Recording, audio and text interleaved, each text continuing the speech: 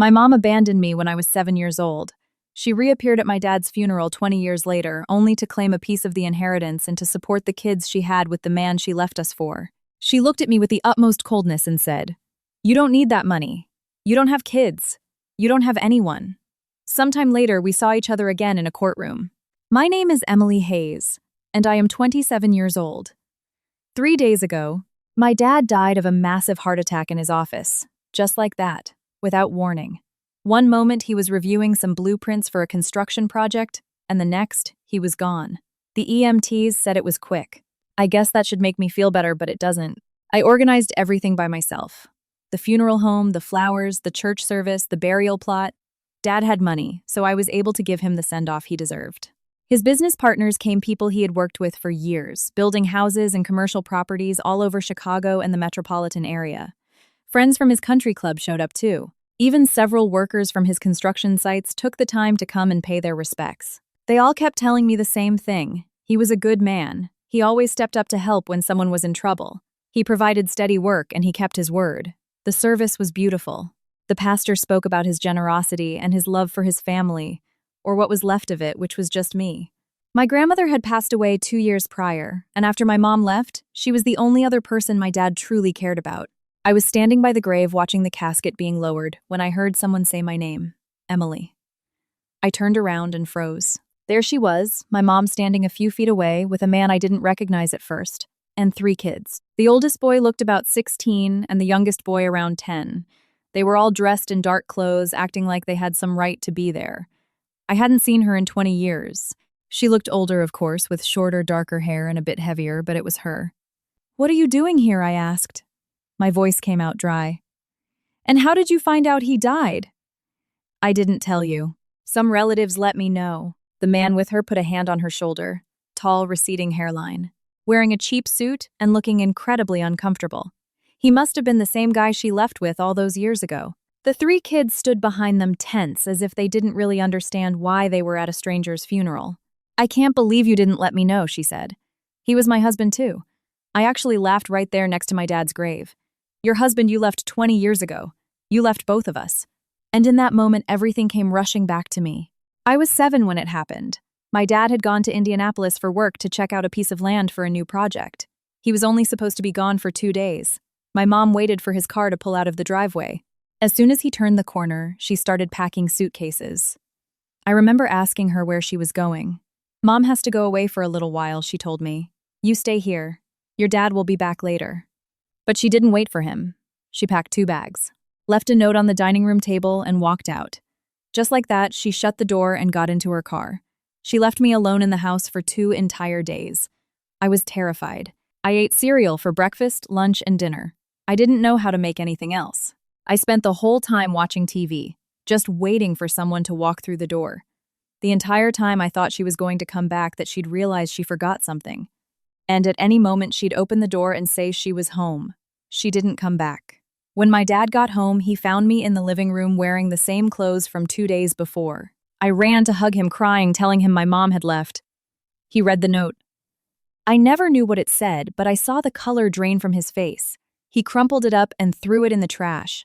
"Your mom is gone for good," he said, more to himself than to me. After that, everything happened fast. My dad talked to his lawyer, filed for divorce, and did what he needed to do to keep me. My mom was supposed to show up at the courthouse for the divorce and custody hearings, but she never went. My dad got full custody. She disappeared from our lives legally, too. Sometime later, when I was older, my dad told me the truth. My mom was having an affair with a guy from her office. They had been planning to run away together for months. They were just waiting for the right moment. And for them, the right moment was when my dad went on a business trip and I was left completely alone and defenseless. And now here she was, 20 years later, with that same man and the 3 kids she had with him, as if she had any right to stand in front of my dad's grave. "Emily, these are your siblings," she said, pointing at the kids. "This is Ethan, she's Lily, and the youngest is Noah." They looked back at me with that uncomfortable curiosity of someone who knows something important is happening, but nobody has explained it to them. "I don't care," I said. I turned around and walked toward my car. I heard her call my name a few times, but I didn't look back. I had nothing to say to her. She made her choice a long time ago, and now she had to live with it. As I drove back to my condo, everything my dad and I had been through came crashing down on me. It was really hard at first. He was devastated, though he almost never said it. He buried himself in work so he wouldn't have to think about what happened. I spent a lot of time with my grandmother, his mom, who moved in with us to help take care of me. But the company started to grow. All that anger and pain he carried inside my dad channeled into his work.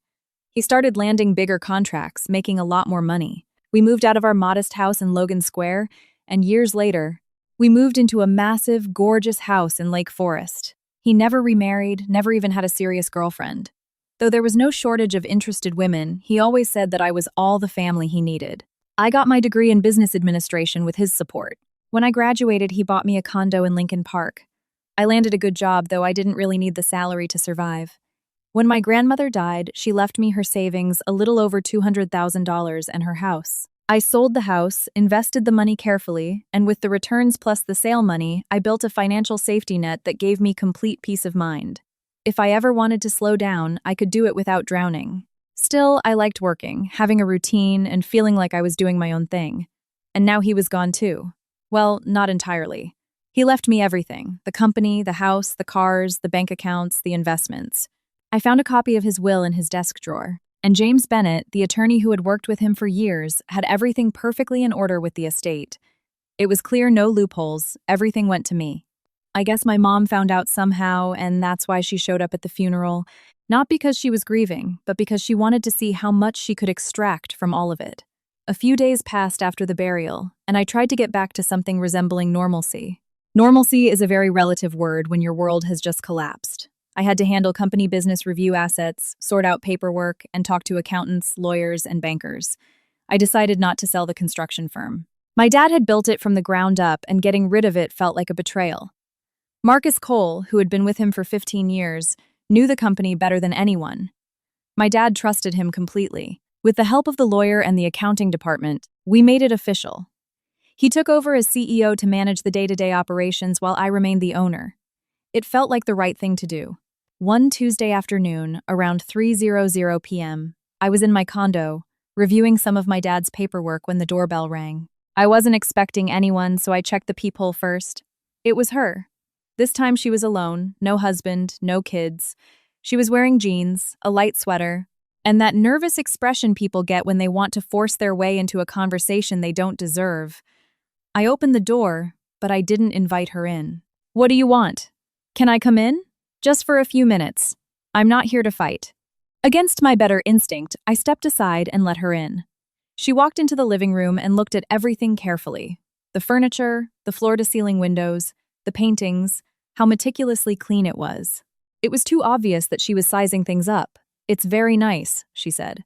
"How did you get my address?" Asking around. "Some of your dad's relatives gave it to me." Perfect. Now she was tracking me down through the family. "What do you want?" I repeated. She sat down on my couch without me offering. "Emily, I know this isn't the best time. I know you have a lot on your plate. I just wanted to talk to you." I said nothing. "It's been a lot of years," she continued. "And even if you don't believe me, I thought about reaching out to you sometimes. A lot of times." I stared at her. I didn't even pretend to believe her. "But since we're talking, I also have to be honest. I know you inherited a lot of money from your dad and also from your grandmother. I felt my stomach tie into a knot, and I think you should share a part of that estate with your family." I stared at her without blinking. "My family. Yes, with me and your siblings. Ethan, Lily, and Noah. Those kids you saw at the funeral are your half-siblings, Emily." I let out a short laugh. Not because it was funny, but because if I didn't laugh, I probably would have thrown something at her. "Are you seriously saying this?" "Of course I am. You're alone, you don't have kids, you don't have anyone to support, you have a massive estate, and I'm struggling to raise 3 kids on my husband's salary." I frowned. "Let me see if I got this straight. You abandoned me when I was 7. You left me alone in a house for 2 days. You didn't call, you didn't write, you didn't send a text, you never sent a birthday card, you didn't ask how I was a single time in 20 years. And now you come here to ask me for money." She looked a little ashamed, but barely. It didn't last long. Then she lifted her chin and got defensive. "I never loved your dad, Emily. I couldn't live with him anymore, but I knew he would take care of you. You were always his favorite. You left because you wanted to run off with your lover and didn't want the burden of a child." Her face turned red. "That's not true." "No. Then tell me why you didn't fight for custody. Tell me why you never even showed up to court. She didn't answer. And now I continued. Now that my dad is dead and, he left me everything, suddenly you remember you have a daughter. Suddenly you want a relationship. But deep down, all you really want is cash. It's not just about the money. I didn't believe a single word. Of course it's about the money. You didn't love my dad, but you sure love what he left behind. She tried changing her strategy. Those kids aren't to blame for anything. Ethan wants to go to college, and we don't know how we're going to afford it. Lily needs braces. Noah has learning disabilities and needs special tutoring. They're your siblings.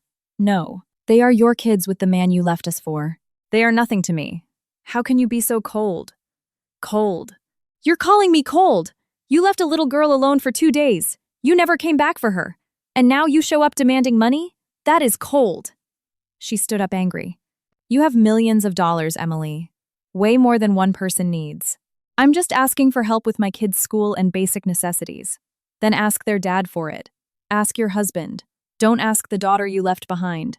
Your dad turned you against me. My dad never spoke ill of you. He didn't have to. What you did was enough. That's when I saw her get desperate. Emily, please, she pleaded. I'm begging you. Think about it. They are struggling, and for you, it would be a tiny fraction of what you have. I walked over to the door. You know what's the hardest part about listening to you? That you talk like you're this great mother now, like you lose sleep over your kid's future. But when I was 7, you cared so little about your daughter that you left me alone, terrified, waiting for someone who never came. I was very young. I made a mistake. I opened the door. Just leave. Emily, please. Leave. Now. She stepped out, but before crossing the threshold, she shot me a hard glare. This isn't over. Those kids deserve better. Yeah. They deserve a mother who doesn't abandon her kids when they become inconvenient. After she left, I poured myself a glass of wine and sat in the living room with my hands shaking. I couldn't believe the audacity of that woman. 20 years without existing, and now she wanted a slice of everything my dad had built. I thought about those 3 kids. I felt sorry for them, of course. It wasn't their fault they had a mother like that, and a father who apparently couldn't provide for his own home. But they weren't my responsibility. I didn't owe them anything. My dad had broken his back to build the life we had. After my mom left, he could have fallen apart. Instead, he turned the pain into something better. He earned every single dollar he left me. I wasn't going to let her guilt-trip me into giving it away. 2 weeks later, I received a letter from a law firm I didn't recognize. My hands were shaking when I opened it. It was a civil lawsuit. My mom was legally claiming a supposed share of my dad's estate, arguing that she had contributed to the household while they were still married and was entitled to financial compensation. I called my attorney the second I finished reading it. James Bennett had handled my dad's will and various company contracts for years. My dad trusted him, and so did I. Emily, I'm so sorry you're going through this, he told me when I went to his office. But don't stress over it too much. It's one thing for her to try to claim something. It's an entirely different thing for her to have a leg to stand on. So she can really just sue me for no reason. Attempt to yes. Win. That's another story, especially in a case like this. Your dad left a solid will. The separation happened decades ago.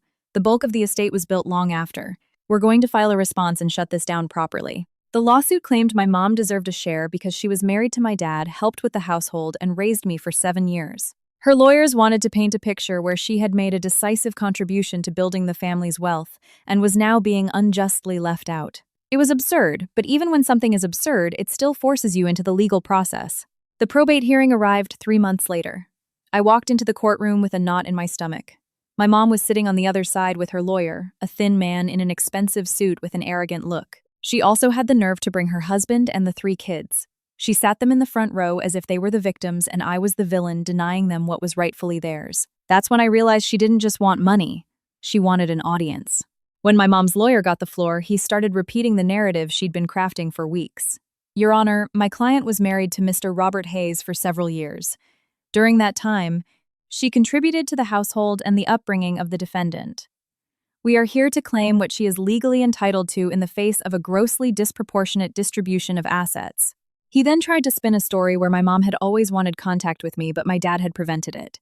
He also brought up the financial struggles of her other children as if their expenses could legitimize a baseless claim. When it was James's turn to speak, he put everything in its place. He brought certified copies of the divorce decree, custody paperwork, financial records, and the notarized will. Everything was organized, everything was clear. Your Honor, the plaintiff abandoned her 7-year-old daughter in a house for 2 days, while the child's father was out of town on business. She left with another person. She never came back for the child, never fought for custody, never paid child support, maintained zero contact, and made absolutely no effort to be part of her daughter's life for 20 years. He then connected the dates, the omissions, and the documents. He didn't need to be theatrical. The facts were brutal enough on their own. The plaintiff reappears only after the passing of Mr. Robert Hayes, and only after discovering the existence of his estate. The claim she is attempting to make today holds no water against the documentary reality of this case, nor against the timeline of events. Then the judge started asking questions. They weren't theatrical questions. They were worse. They were precise. "Miss Elaine Peterson," he said, looking at my mom, "if you were so interested in your daughter, why didn't you look for her when she turned 18 and was a legal adult?" My mom shifted uncomfortably in her seat. I thought it was best not to destabilize her life. "But today, you're telling us you always wanted a relationship with her." "Yes, Your Honor." "Then explain to me why you waited until after the father's death and the reading of the will to reach out." Her lawyer tried to intervene, but the judge held up a hand, motioning for him to let his client answer. My mom looked cornered. "I found out he died from some relatives and thought it was the right time to reach out." The judge kept staring at her. "Why didn't you contribute financially to your daughter's upbringing during these 20 years? And why do you now believe your daughter should be financially responsible for you or your new family?" My mom opened her mouth and closed it again. Nothing came out. The judge continued. "Explain to me also why this court should grant you a share of assets that were acquired and consolidated many years after your separation, and the abandonment that has been proven here today." And then she lost it. She stood up abruptly and started yelling. "Because she doesn't need that much. She's alone. She has no kids. She has no one. She's selfish and cold, just like her father." The entire courtroom went dead silent. Even her own children looked mortified. I felt those words like a slap to the face. After everything she did, she was the one calling me selfish. She was the one saying I had no one. The judge immediately ordered her to sit down. Her lawyer tried to calm her, but it was too late.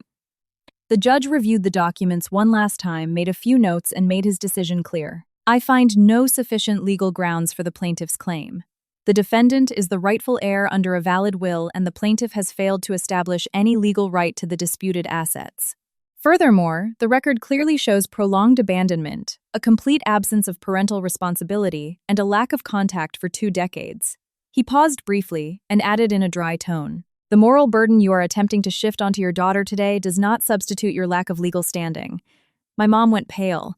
Her lawyer tried to say something, but there was nothing left to salvage. The case was dismissed. As we were walking out of the courtroom, my mom yanked her arm away from her lawyer and lunged at me. "This doesn't end here," she said through gritted teeth. "You're going to regret this." "Step away from my client," James said, firmly. Her husband came running over and finally managed to pull her back, but she kept glaring at me with such pure hatred that it gave me chills. I thought that would be the end of it. I was wrong. A week later, she got my phone number and started calling me. Then came the texts, then more calls from different numbers. The messages got progressively worse, saying I was a terrible person, that I had stolen her kid's future, that God was going to make me pay for everything, that sooner or later I'd get what was coming to me. I blocked one number, then another, then another. She kept getting new lines, and one day she showed up at my office. It was a weekday mid-morning, right when the lobby was busiest. I later found out she had even pulled 2 of her kids out of school to use them as human shields. My dad's construction firm had its offices on Wacker Drive in downtown Chicago. She marched into the lobby with the 3 kids. "I want to see Emily," she screamed at the receptionist. "I'm her mother and she abandoned us." The receptionist didn't know what to do. I heard the commotion from my office and walked out. "You need to leave," I told her. "These kids don't even have the basics," she screamed. "And you're sitting on a fortune while they go without because of your selfishness." The kids looked like they wanted the floor to swallow them whole. Receptionists, administrative staff, and even a few engineers were watching the scene unfold. It was humiliating. Security arrived and escorted her out, but the damage was done. My employees were asking questions. They had just watched a woman scream in the lobby that I had abandoned my family. I didn't even know where to begin explaining. That same day, I called James again. "I need this to stop right now," I told him. "She's not just bothering me, she's stalking me. I did everything I could to keep it from coming to this." He replied, "But yeah, there's no other way. We're filing for a restraining order." The petition was filed the next day. We had to go back to court, but this time we got a female judge, a woman in her 50s, with the face of someone who has heard every lie in the book and is no longer impressed by any of them. "Your Honor, James," said, "my client is being harassed and stalked by her biological mother. There are persistent calls from multiple numbers, threatening text messages, and an intrusion into her workplace." He presented everything: screenshots of the texts, phone records, statements from the receptionist and other employees. Everything.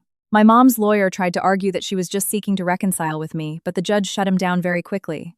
"Miss Elaine Peterson, you lost a civil lawsuit against your daughter. It should have ended there. Instead, you decided to stalk her, insult her, and show up at her workplace to publicly humiliate her." "She's my daughter," my mom yelled.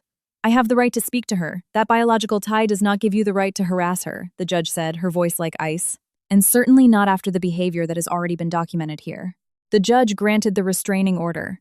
My mom was legally barred from coming near me, my home, or my workplace. She couldn't call me, text me, or try to contact me through third parties. "If you violate this order, you will be reported to the authorities and face criminal consequences."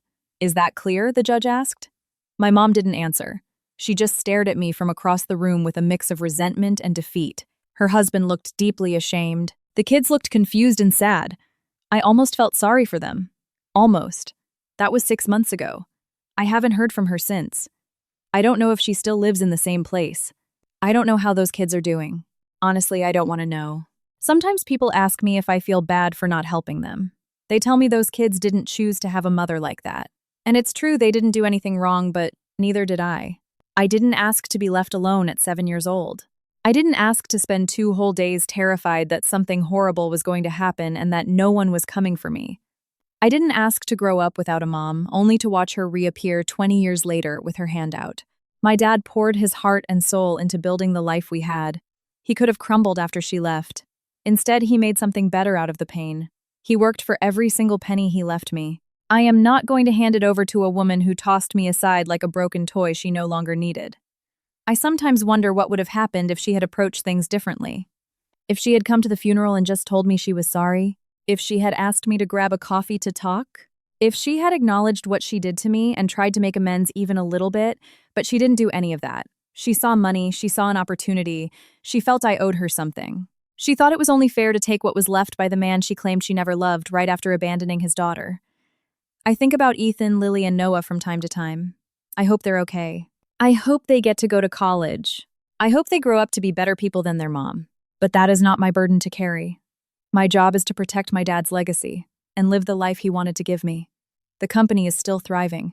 Marcus is doing an excellent job as CEO, and we're even taking on new projects out of state. I've managed the investments well. I travel when I want to, I support charities I care about, I live comfortably but without showing off, and I'm dating someone. His name is Daniel. He's a high school teacher. He doesn't know the full extent of what I inherited, and I prefer to keep it that way for now. He likes me for who I am, not for what I have. My dad would have liked Daniel. He's honest and grounded. The kind of man who builds things instead of tearing them down. I think about my dad every day. I visit the cemetery once a month and tell him how the company is doing, how my life is going, how things are with Daniel. I know he can't hear me, or at least that's what I tell myself, but talking to him makes me feel close to him. The house in Lake Forest sometimes feels too big, too quiet. It was a house built for a family. Maybe someday Daniel and I will fill it with life, maybe with kids of our own. My dad would have absolutely loved that. As for my mom, I barely think about her anymore. She's a stranger. We share blood, and that's it. Real family is something else. Real family shows up when you need them. Real family doesn't abandon you and then come back to collect a paycheck 20 years later. My dad was my real family. My grandmother was my real family. Maybe someday Daniel will be too. The restraining order is still in effect. I keep a copy in my desk drawer just in case, but I don't think I'll need it. I think she finally understood that I am not her retirement plan. I'm not angry anymore. I was for a while very angry. But living like that is just too exhausting. Now when I think of her, I feel almost nothing. She has no place in my life anymore. I have a company to run, a relationship to build, and a whole future ahead of me. That's what actually matters. Sometimes people tell me I should forgive her, that holding on to resentment is toxic. But this isn't about resentment. It's about protecting myself from someone who has already shown me exactly who she is. There's a massive difference between forgiving someone and letting them hurt you all over again. I forgave her a long time ago for my own peace of mind. But forgiving doesn't mean opening the door back up. And it certainly doesn't mean handing over what my dad left me with love, with hard work, and with the complete trust that I would know how to protect it. I learned that blood alone doesn't create a boundless obligation, and that in life you have every right to create distance when someone reappears, only to pressure you, manipulate you, or exploit an old wound. This whole experience helped me see some universal principles much more clearly. What a person rightfully inherits deserves to be respected. No one has the right to harass you for money or force a relationship they never bothered to nurture. Your dignity, your peace of mind, and your privacy are valuable, and they can be legally protected in the real world. A very practical step we can all take is to save text messages, document dates, keep important paperwork, and seek professional legal advice before responding out of anger. Why? Because when a situation turns chaotic, having proof and keeping the facts straight helps much more than endless arguing. I also learned that forgiving someone doesn't obligate me to welcome them back, and that protecting myself doesn't make me a bad person. When a situation crosses the line into threats, stalking unwanted visits, or relentless demands for money or assets, the most sensible thing to do is to seek the support of a lawyer or the authorities to protect your peace, your safety, and the boundaries of your own life.